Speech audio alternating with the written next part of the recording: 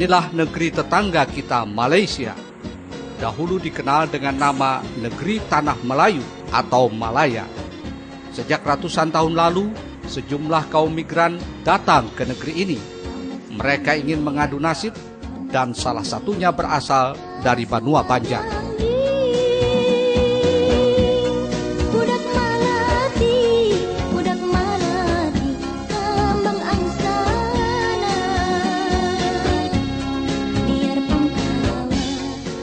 Konon kaum migran asal Banua Banjar itu setelah lama batanah banyu, baanak bacucu, bahkan babuyut, ternyata generasinya masih ada sampai saat ini.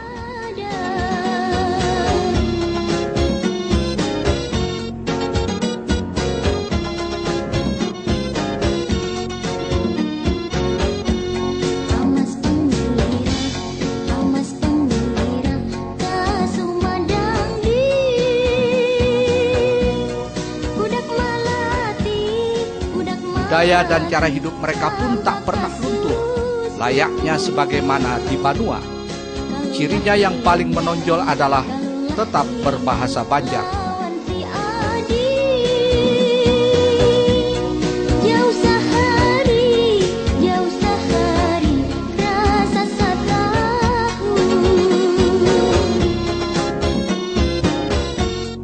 Meski terkadang aneh kedengaran di telinga orang Banjar saat ini, karena dalam berbahasa, mereka masih kental menggunakan dialek daerah asalnya masing-masing, seperti Kelua, Kandangan, Alai, Martapura, Banjarmasin, dan lain-lain.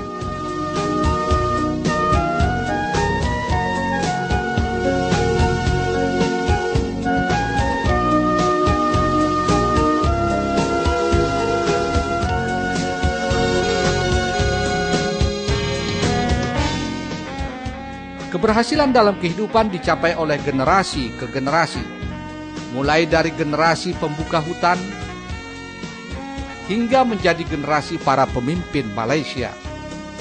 Lebih dari 6 orang menteri di negeri Tanah Melayu ini adalah keturunan orang Banjar. Dan lebih dari itu, orang-orang asal keturunan Banjar ini dalam kehidupannya tampak lebih bermartabat. Ada yang menjadi ulama, anggota parlemen, kaum cerdik pandai, sampai peniaga dan petani yang tangguh. Dalam laporan Batiti Bubuhan Gulaan Banjar di Malaysia ini, akan kami turunkan salah satu hasil rekaman kami bertemu dengan seorang tokoh warga Malaysia asal keturunan Banjar. Assalamualaikum warahmatullahi wabarakatuh. Gulaan Banjar TV di Banua.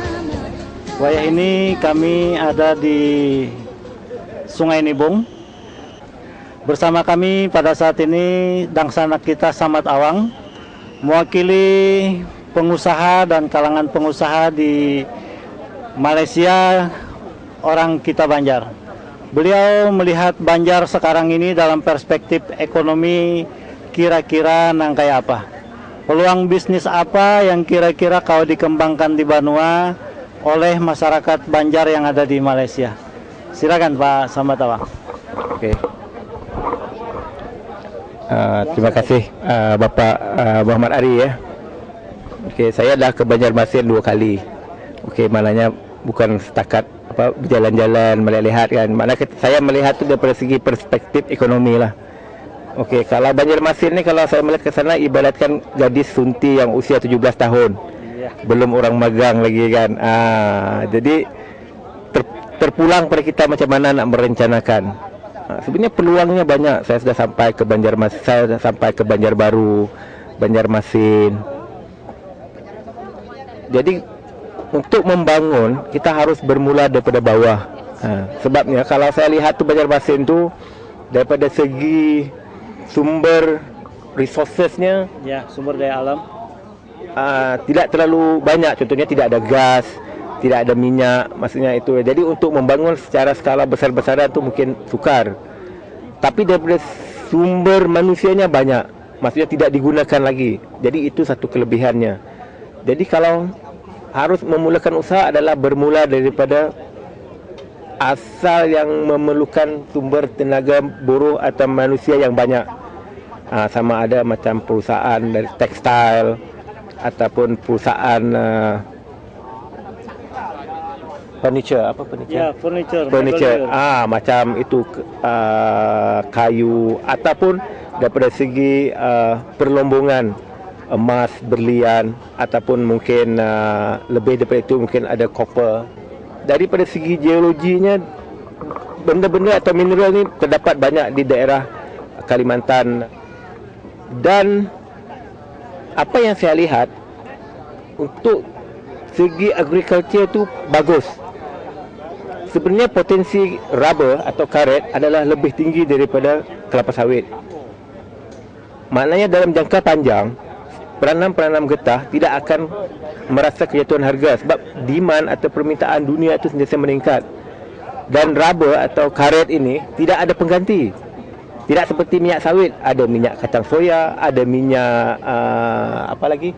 Jagung, ada minyak, kalau tak silap ada 5-6 produk lain yang boleh mengganti minyak kelapa sawit. Jadi harganya tidak seperti harga karet atau getah. Dalam jangkaan kami ya, atau pengusaha-pengusaha ini, harga getah dalam 5 tahun akan datang bisa sampai $5 US.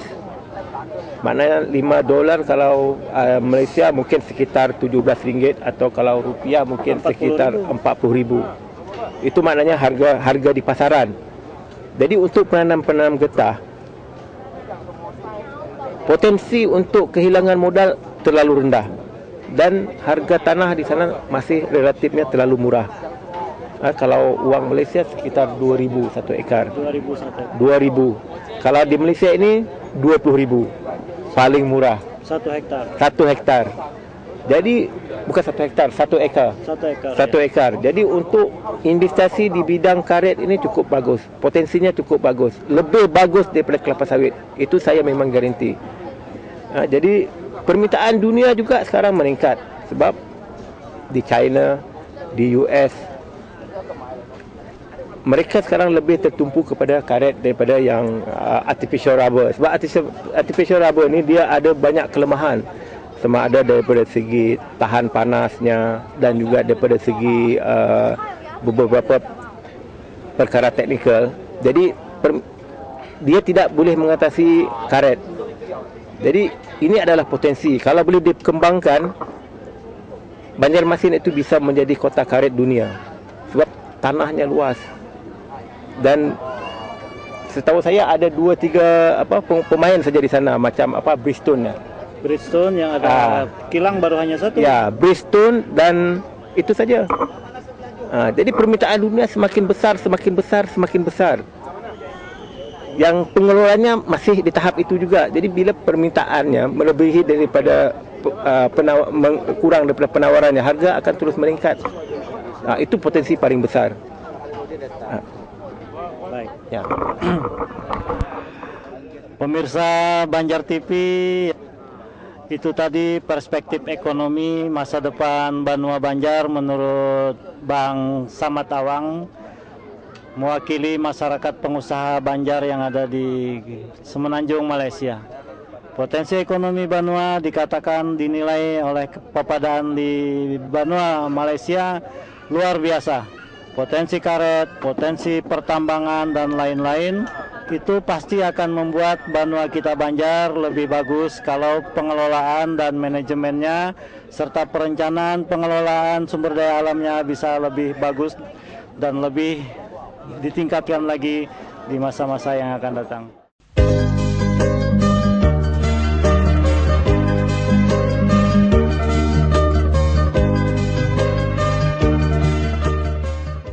Assalamualaikum warahmatullahi wabarakatuh. Selamat malam Kulaan Banjar TV di Banua. Malam ini kita berdapat lawan Pak Saidi Muhammad, Kulaan kita di Johor Baru. Beliau adalah orang Banjar, Nang Nini Datu Sidin, Madam ke Johor Baru. Beliau akan memperkenalkan diri dan mengisahkan tentang prospek pendidikan bagi kakawalan anak Banua di Johor Baru. Assalamualaikum untuk bubuhan di Banua. Nama ngaran ulun Sidi Muhammad. generasi yang ke-5 ada muka 6. Ulun pendidikan ulun berasal dari Aluan Hulu Barabai dan ulun bergawi di Universitas Teknologi Malaysia. Untuk ulun memperkenalkan universiti ulun adalah yang paling bahagian teknologi yang paling harap lah di Malaysia ni. Untuk bubuhan di sana, hendak mengantar anak belajar sini cukup mudah. Mungkin belajar di peringkat SA1, SA2 dan juga SA3. Untuk datang ke sini lebih mudah sebab kita ada direct daripada Banjarmasin melalui Batam ke Johor Bahru, Perak saja. Biaya kuliah kalau di sini kurang lebih nangkai apa Pak Said? Untuk peringkat SA2, SA3 perbelanjaannya untuk satu semester lebih kurang RM3,000 duit Malaysia, lebih kurang 9 juta. 9 juta. Itu tidak termasuk penginapannya, asramanya. Hostelnya lebih kurang satu semester lebih kurang RM1,000. Untuk penginapan? Ya, untuk 6 bulan. Penginapan selama satu semester Ya, RM1,000. RM1,000. SPP, tuition fees kurang lebih RM3,000. Tapi untuk itu biasa kebanyakan pelajar-pelajar dari luar negara dia menyewa di luar lebih murah. Lebih murah. Bidang apa yang ditawarkan di Universiti Teknologi Malaysia? Amun di Sia kebanyakannya kejuruteraan mekanikal, elektrik, kimia, petroleum dan juga sains komputer. Selain itu juga kita ada menawarkan pengurusan pendidikan lah untuk guru-guru. Masih adakah kulaan di Banua hendak dikirim salam ini? Untuk mun boleh kena kirim salam kepada sepupu ulun Pak Aun Anhar, pewarangan di Kapsip. Dan lagi kirim salam kepada Bapak Sutarto Hadi. Sutarto Hadi ya. Insyaallah mun ada rezeki kena Ketua Jabatan Ulun akan menghubungi beliau lah di sana. Dan akan belang ke Unlam. Ya, insyaallah. Baik. Pemirsa Banjar TV, itu tadi Pak Saidi Muhammad. Beliau mengisahkan tentang peluang belajar di Universiti Teknologi Malaysia. Insya Allah dalam waktu dekat Universiti Teknologi Malaysia akan ke Banjarmasin dan mudah-mudahan kita bisa bertamu sidin lagi di Banua. Terima kasih banyak keluarga beliau yang ada di Banua, diantaranya Bapak Aus Al-Anhar, juga beberapa kulaan lain yang masih ada di Banua. Sidin pun beberapa waktu yang lalu ada singgah di Banjarmasin. Mudah-mudahan informasi ini bisa berguna buat kita seberataan. Muhammad Arik, Banjar TV dari Johor Bahru, Malaysia.